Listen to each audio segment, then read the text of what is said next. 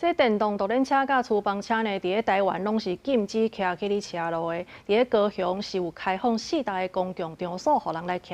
不过这状况是真济，业者认为讲应该就要比较电动铁马，互伊合法来实施。那有民众是讲呢，就要先甲这相关的规定拢甲做好势，千万唔通雄雄公公就安尼来开放。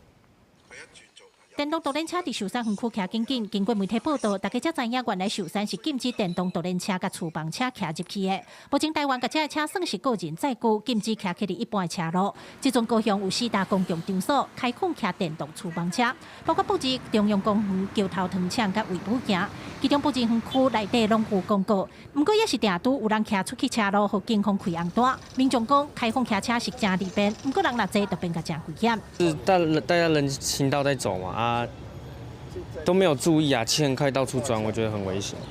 处行为人新台币1200元以上3600元以下之罚款，并当场禁止其行驶或使用。本分局于今年1月至10月份共取缔了违规13件。 高雄4大园合法营业的电动厨房车有电子围篱的管制，若超出犯规就会断电。不过，若是私人的，也是其他业者都无法度管控。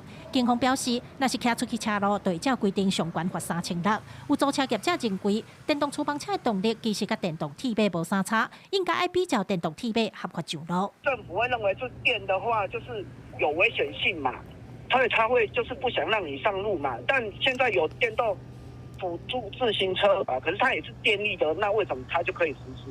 想推广，对，它就是法令上，还没有配套措施做得那么好啊，所以相对的，你仓促上路，等到出事了，我们再来检讨已经来不及了。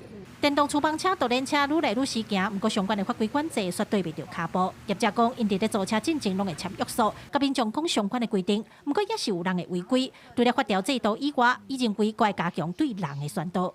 记者柯家如、柯兆勇高雄采访报道。